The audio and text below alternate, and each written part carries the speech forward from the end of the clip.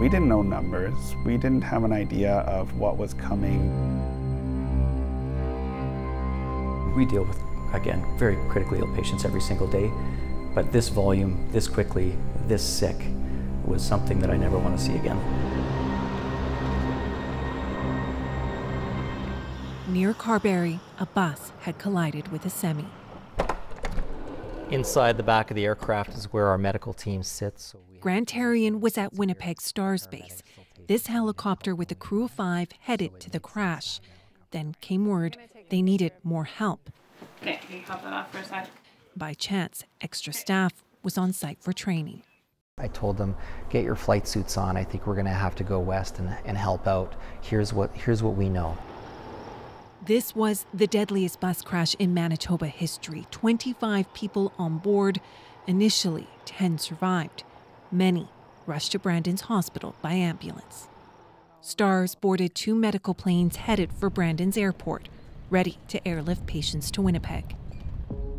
At Brandon's hospital, Dr. Adrian Fung said they had about 30 minutes to come up with a plan. They divided into trauma teams. Doctors and nurses prepared for the injured. Staff was at the ready for x-rays, lab work, or supply runs. Patients started arriving, their identities unknown. It was a lot of quickly trying to stabilize people and then get ready for the next person to come in case there was another one. 6 patients came, 5 needed to go to Winnipeg. Stars joined teams in hospital to get patients ready for transfer. Saskatchewan crews airlifted people too. In Winnipeg, Health Sciences Centre moved about 28 patients to free up space. 9 of the survivors ended up here. Many needed ICU care or surgery. Dr. Sean Young thinks hundreds helped that day.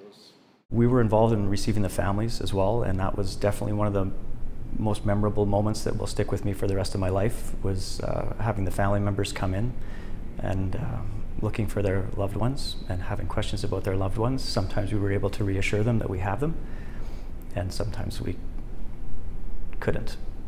They didn't arrive. You still need to have an emergency response.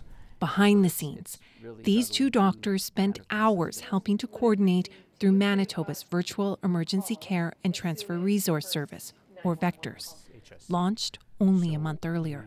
We knew at the end of the day that critically injured patients needed to find their way here. They needed to find their way here with some speed.